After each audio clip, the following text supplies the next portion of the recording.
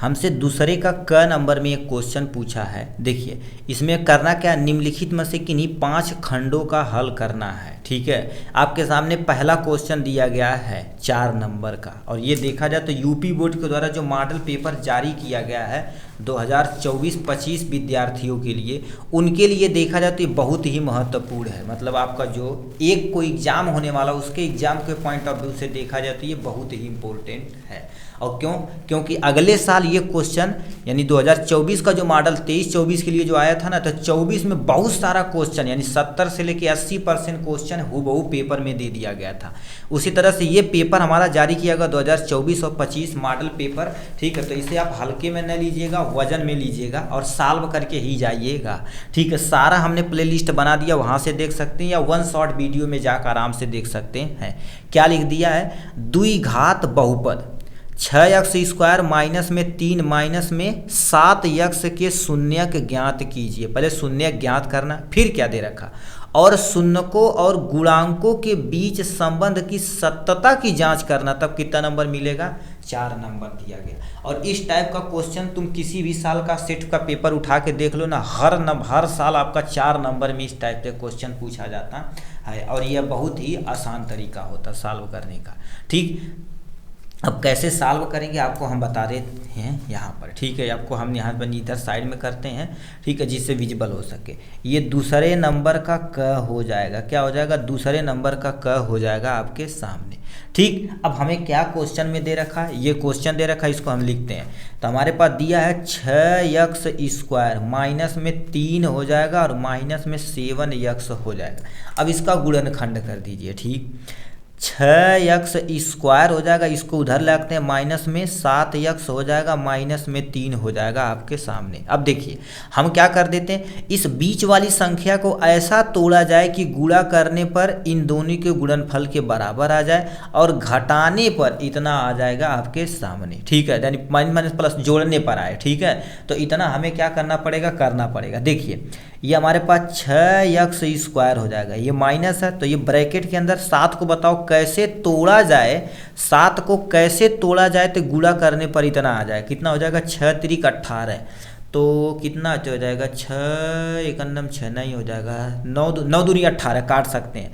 तो यानी हमारे पास कितना हो जाएगा, 9। ठीक है, 9 में से यदि हम क्या करें, 2 करें, 9 में से 2 करेंगे तो हमारे पास 7 आ जाएगा आपके सामने। अब करते हैं, 6x² हो जाएगा, माइनस में गुणा करिए तो हमारे पास 9x आ जाएगा यहाँ पर, माइनस माइनस प्लस हो जाएगा तो 2x हो जाएगा यहाँ पर, और माइनस में 3 हो जाएगा यहाँ पर। ठीक, अब हम कॉमन लेते हैं, इसमें से कॉमन ले सकते हैं। देखिए अब हमारे पास पेयर बना दीजिए, एक ये हो जाएगा, एक ये हो जाएगा। इसमें से क्या कॉमन लिया जाए जो हम कॉमन ले सकते हैं, x इसमें है, x इसमें है, तो x हमने कॉमन यहाँ पर ले लिया।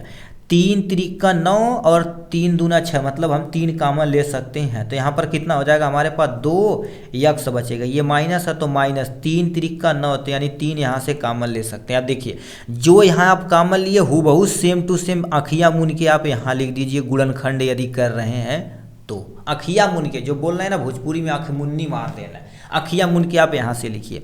अब इसमें से क्या गुणा किया जाए, यानी 1 से गुणा करेंगे तो 1 दुआएँ 2x आ जाएगा, 1 तिहाई 3 ये आ जाएगा, काम अपना खत्म हो जाएगा। तो इसको हमारे पास आ जाएगा 2x माइनस में 3 आ जाएगा एक ब्रैकेट में, और दूसरे ब्रैकेट में 3x प्लस में 1 आ जाएगा, ये आ जाएगा। थोड़ा बड़ा बड़ा इसलिए लिख रहे हैं क्योंकि बहुत सारे भाई कह रहे थे सर छोटा रहता दिखता नहीं है। ठीक है, ये हो गया यहाँ पर। अब हमारे पास ये आ गया 1, ये आ गया, अब इसी से सत्यता की जाँच कर लिए अपना काम हो जाएगा। अब देखिए इसको हम क्या कर देते हैं, शून्यकों के लिए हम पहले निकाल लेते हैं क्या हो जाएगा।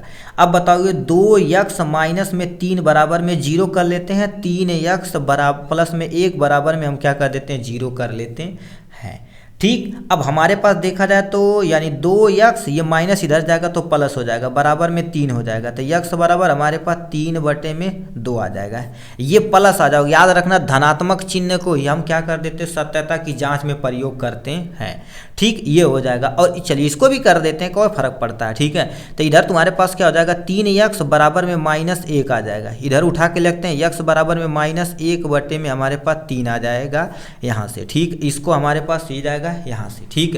तो इसको हम क्या मानते हैं, अल्फा, इसको क्या मानते हैं, बीटा। तो अल्फा बराबर हमारे पास कितना हो जाएगा, 3/2, और ये बीटा बराबर -1/3 आ जाएगा, ठीक।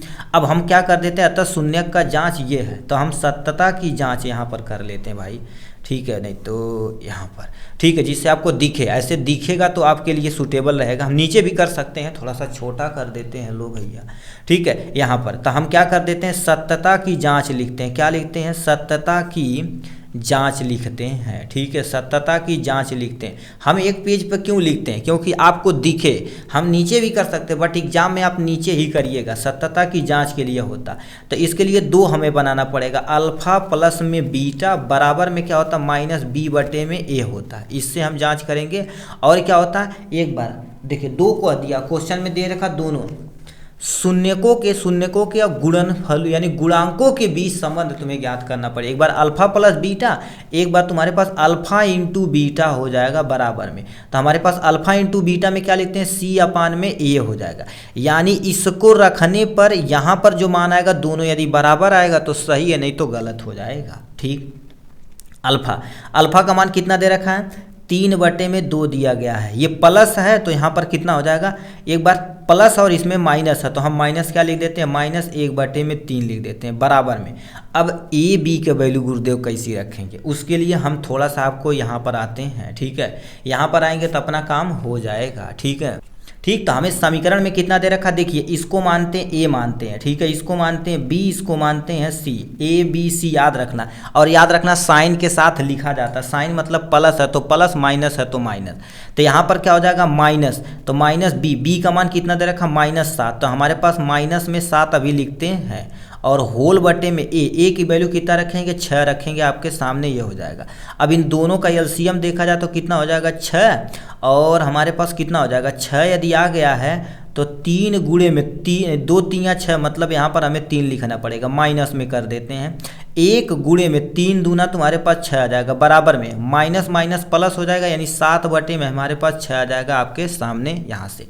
3 त्रिका 9, 3 त्रिका 9, माइनस में 2 1 9 2 हो जाएगा, बटे में 6 आ जाएगा बराबर में, 7 बटे में हमारे पास 6 आ जाएगा आपके सामने।